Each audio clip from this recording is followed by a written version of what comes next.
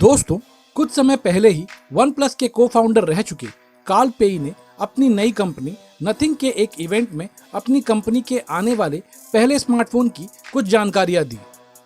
इस इवेंट का नाम द ट्रुथ रखा गया, जिसमें कार्ल पेई ने स्मार्टफोन और उनसे जुड़ी इनोवेशंस के बारे में कुछ इंटरेस्टिंग बातें की। इस वीडियो में हम इस इवेंट में क्लेम किए गए बातों के बारे में बात करेंगे और इन क्लेम्स में कितना दम है ये जानने की कोशिश करेंगे। अब कार्ल पेई ने इस 27 मिनट के इवेंट में नथिंग के आने वाले नए स्मार्टफोन की जीरो इंफॉर्मेशन दी। बजाय इसके वे कुछ अतरंगी लाइंस वाले स्मार्टफोन लॉन्चर दिखाते रहे, जो कि किसी भी अन्य लॉन्चर की तरह ही देखने में लग रहे थे। इस पूरे इवेंट में उनका फोकस 3 पॉइंट्स पर रहा। पहला, टेक इंडस्ट्री बोरिंग होती जा रही है क्योंकि कोई भी कंपनी नए इनोवेशंस पर काम नहीं कर रही सिवाय आईफोन्स के। दूसरा, एप्पल ही एक लौता ऑप्शन बनता है कस्टमर्स के लिए क्योंकि इसका इकोसिस्टम सबसे बेहतरीन है। और तीसरा, नथिंग ना सिर्फ नए इनोवेशंस को मार्केट में लाएगा, साथ ही ये कंपनी एप्पल की टक्कर का पहला वायबल ओपन इकोसिस्टम लाने वाली है। तो चलिए पहले इन 3 पॉइंट्स को ही थोड़ा समझने की कोशिश करते हैं। अकॉर्डिंग टू कार्ल पेई, पहला, स्मार्टफोन इंडस्ट्री में कोई भी नया इनोवेशंस नहीं हुआ पहले आईफोन लॉन्च के बाद। बताइए ये कौन कह रहा है जिसने पहले ही एक स्मार्टफोन कंपनी को 10 साल तक चलाया हो, यानी कार्ल भैया। ये तो वही बात हो गई कि तुम्हारा दोस्त तुम्हारे ही घर में रहकर तुम्हारा घर गंदा कर रहा है और तुमसे ये कह रहा है कि तुम्हारा घर गंदा है। अब वन प्लस का पूरा बिजनेस मॉडल, जिसे डिजाइन फ्रॉम द बिगनिंग कहा गया, उसका खुद का बेसिक वर्किंग मॉडल यही रहा है कि वो ओप्पो के स्मार्टफोन्स लेकर उस पर बेहतर सॉफ्टवेयर चढ़ाकर ऑफलाइन ना होकर ऑनलाइन बेच रहा था। वहीं दूसरी तरफ सैमसंग, हुआवे और शाओमी जैसे कंपनियां folding phones, periscope camera, in display fingerprint और कई नई तकनीक ला रही थी। ऐसे में कार्ल भैया का यह कहना कि इनोवेशन नहीं हो रहे, ये थोड़ा अटपटा सा लगता है। अब नथिंग के खुद के पहले प्रोडक्ट नथिंग ईयरबड्स की बात करें तो इन्हें अच्छे ब्लूटूथ ईयरबड्स कहा जा सकता है, पर कोई भी इन्हें ब्रेक थ्रू टेक्नोलॉजी नहीं कहेगा। जहां ये इतने कॉमन हो गए हैं कि हर छोटी बड़ी कंपनियां इन्हें बना रही है। अब अगर ये कहा जाए कि उनका नया अपकमिंग स्मार्टफोन एक रेवोल्यूशनरी टेक होगा तो ये जल्दबाजी होगी, क्योंकि अब तक जो इन्होंने दिखाया है वो एक स्टैंडर्ड लेवल के लॉन्चर का स्क्रीनशॉट और ऑडियो रिकॉर्डर ऐप जिसमें स्पिनिंग एनिमेशन दिए गए हैं। इसके अलावा फिलहाल और कुछ नहीं। इसके अलावा नथिंग ने बताया है कि उनका फोन स्टॉक एंड्रॉयड पर ही रन करेगा। इसका मतलब यहाँ भी कोई बड़ा इनोवेशन नहीं होने वाला।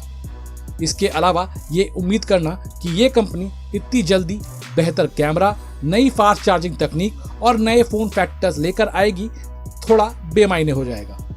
ऐसे में ये एक बढ़िया स्मार्टफोन तो हो सकता है, पर ग्राउंड ब्रेकिंग नहीं। इसलिए कंपनी का ये कहना कि बाकी कंपनियां आपका काट रही है और आप एक अलग ही लेवल पर हो, तो ज्यादा नहीं हो गया ये? मतलब कुछ भी। अब बात करें अगर एप्पल के मैजिकल इकोसिस्टम की, तो ये सबसे अच्छा कहा जा सकता है। हालांकि एंड्रॉयड और विंडोज का इकोसिस्टम भी उतना बुरा नहीं है जिसे उतना क्रेडिट नहीं दिया जाता। हालांकि एंड्रॉयड ब्लूटूथ सिस्टम विंडोज या अन्य डिवाइसेस के साथ बहुत ही ऑर्डिनरी तरीके से काम करता है जब आप एक डिवाइस से दूसरे डिवाइस पर स्विच करते हैं, पर ऐसे में कौन उसे फिक्स नहीं करेगा? नथिंग। अब अगर बात करें नथिंग के इकोसिस्टम की, तो नथिंग के पास एप्पल जैसी कैपेबिलिटी नहीं होगी जहां वो खुद के कस्टम वायरलेस चिप बना सके या किसी भी ऑपरेटिंग सिस्टम में किसी भी तरह की तब्दीली ला सके। नथिंग के पास ऑपरेटिंग सिस्टम और कनेक्टिविटी पर उतना ही कंट्रोल हो सकता है जितना किसी भी अन्य एंड्रॉयड ऑपरेटिंग ब्रांड्स के पास होगा। और ऐसे में सैमसंग, हुआवे और गूगल के पहले से ही ओपन कनेक्टिविटी सिस्टम मौजूद है, जैसे स्मार्टथिंग, गूगल होम और हार्मनी ओएस, जहां किसी भी थर्ड पार्टी ओएस को इनसे कनेक्ट किया जा सकता है।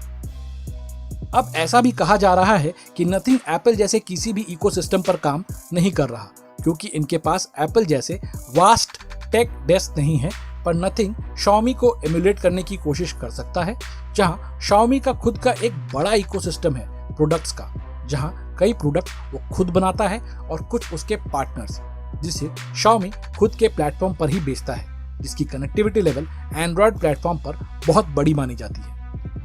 यहाँ Xiaomi की प्रॉब्लम ये है कि उसके कुछ इंडिविजुअल प्रोडक्ट्स काफ़ी बढ़िया होते हैं, पर कई जगहों पर Xiaomi को एक चीप ब्रांड के तौर पर समझा जाता है और ऐसे में कई लोग इसे प्रेस्टीज वैल्यू से जोड़ देते हैं। अब नथिंग इसी पर काम कर सकता है, जहां फैंसी मार्केटिंग और डिजाइनर प्रोडक्ट्स की मदद से वो ज़्यादा बड़ी और प्रॉफिटेबल ब्रांड वैल्यू क्रिएट कर सके। ऐसे में अगर ये थ्योरी सही होती है तो नथिंग एक बड़े ब्रांड के रूप में खुद को स्टैब्लिश कर सकता है। पर यह कहना कि वो और एप्पल ही इनोवेट करना जानते हैं एक ओवर स्टेटमेंट लगती है।